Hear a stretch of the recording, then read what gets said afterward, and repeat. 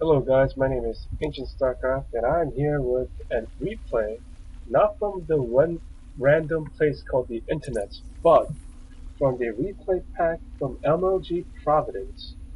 Now this is gonna be in the winners bracket round one as it's labeled against our Blue Zerg QIM Nestea spawning at the lower center position, center left, versus the Emperor of Terra himself, Slayer's Boxer, spawning as the obviously Red Terran at the top center right position. Now the map is going to be MLG's version of Antigua Shipyard. The Antigua Shipyard has these gold expansion bases in the center, which actually changed the dynamics of the game quite a bit. Some players, if they're behind, they are going to be opted to take these mineral patches out. But with game without those, tends to be just a little bit different. Just watch replays, type in, to search for it, and then, what I'm saying is actually quite accurate. Just having gold bases actually does change the dynamics of the game. Now we are going to see a hidden barracks right in between the second and third from Boxer. Let's see what Nestea is doing. Nestea is just droning up very happily, just switching around once in a while. This Overlord Scout is going to look at this top base and realize that there's nothing here. If I'm right, Nessie also puts down a 14 hatch, I believe, 14 or 15 hatch. Now, if I'm correct, the MLG maps only allow cross-spawn in Antigua Shipyard.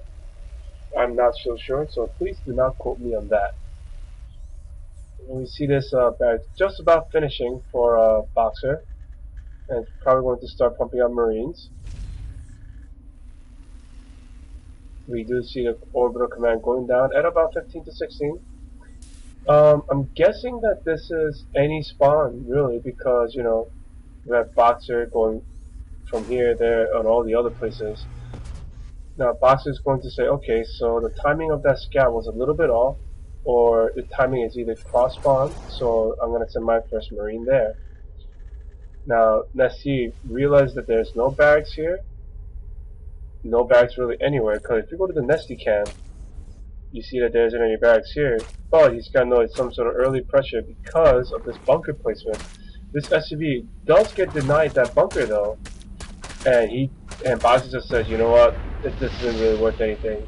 So he's got to pull the SCV and this one Marine back. If he had the Marine here before he started that bunker, it would have been such a better bunker rush, or bunker hyper pressure, as I would say.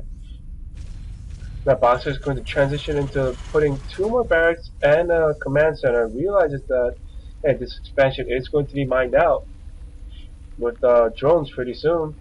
So he's like, well, I can't get too far behind. If you look at the unit count, we see there are 21 drones to 19 SCVs to 1 mule. If you look at our income tab right now, it's going to be about equal or favoring our Terran player because that mule helps so much.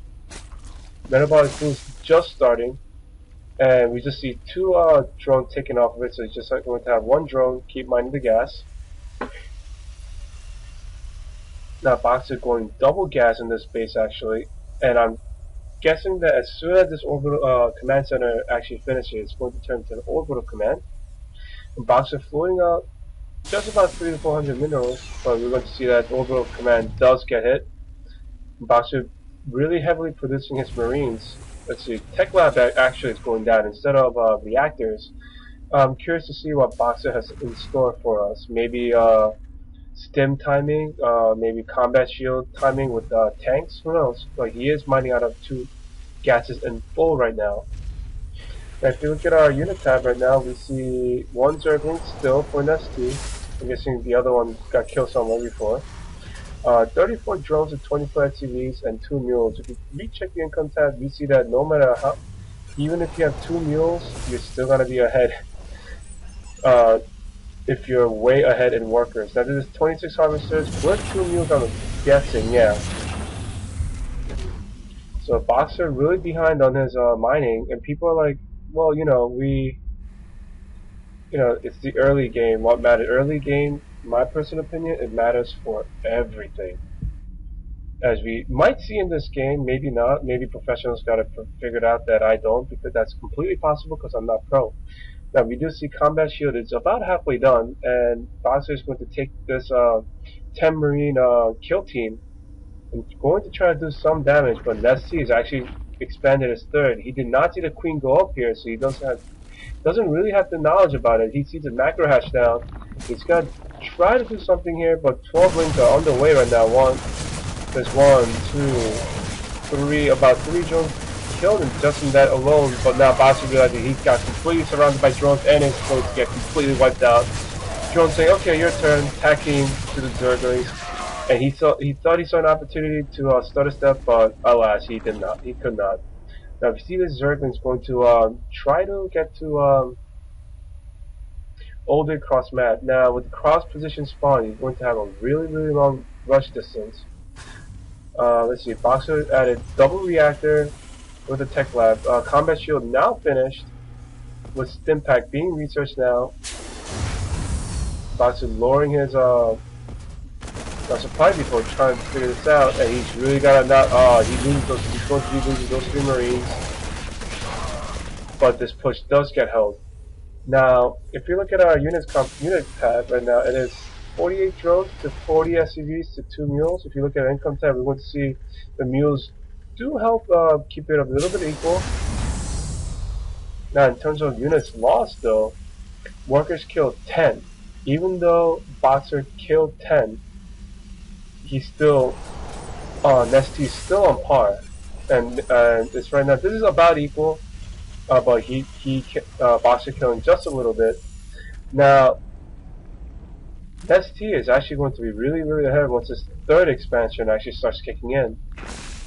Which, right now, it's actually pretty, has a decent bit of drones. I could imagine him taking these 2 gases relatively soon. He did take all 4 gas just now, mining quite heavily from it. And that's actually kind of funny.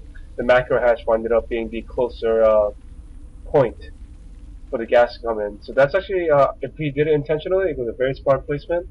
Boxer looking here to do some damage. Siege Tech is done.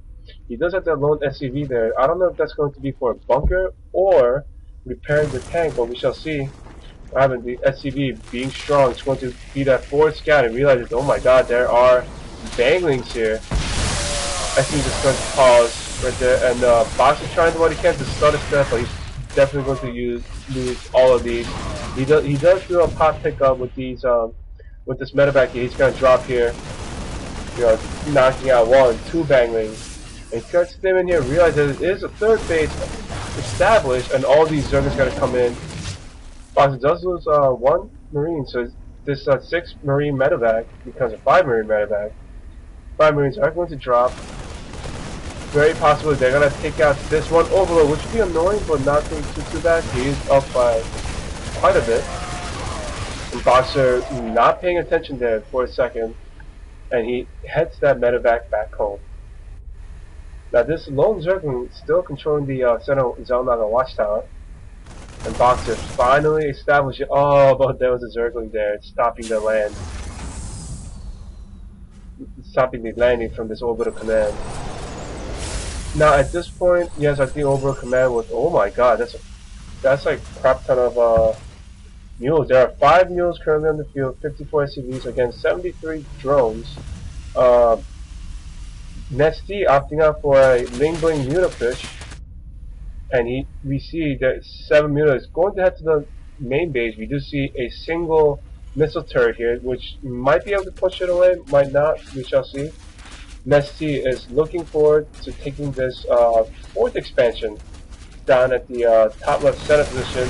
Boxer sees that he's going to think, okay, he's probably going to take this expansion soon if he's going to do that. Now we see, let's see here, 25 Marines, 4 tanks. He is actually really behind the supply. He's about 40, 50 behind the supply. Now this small Lingling Mutafort might be able to clean this up, might not. Boxer does pre-stem. Well, he does stem just a little bit. And it's going to be able to chase that back, and Boxer is going to meet at his base, his 3 bases hallway with this area pretty much connects your 3rd, your natural. So He's going to reinforce here and going to move out everything, including his reinforcements. We do see quite a bit of mutalisks, about 15. Two turrets, probably not going to be able to do too much to it. Let's see, actually focus those down, and oh my god, he actually denied complete mining out of this area. These two turrets are going to be like, oh, I can't see you, so I can't attack. Will Boxer actually lose his main base's command center? Boxer is going to repair this, but he is losing a lot of SCVs right now, though. He's got to pull back. He's trying to bait those mutalisks to these missile turrets, but he's not doing too much. Marines now starting to come back in and stims up and tries to take out a mutalist. Probably actually doesn't take out any of them. And Boxer probably going to repair this. He's probably going to repair that. Yes, he just did start repairing it. I was about to freak out and be like, oh my god, what is going on? Nestea does finally take this and is going to right about finish. Now if you look at the income tab, we see Nestea is going to inch up just a little bit, despite the fact that there's 5 mules on the field. That is that much drone difference. Let's see, melee attacks level 2 going on, Zerg fire carapace going on for the mutalisks. The mutalisks are 1-0 right now, 1-0 weapons, where Boxer's infantry is 1-1. And we see, oh my god, that is a crap load of stuff here on the map. 26 lings, 1 mutalist on the way.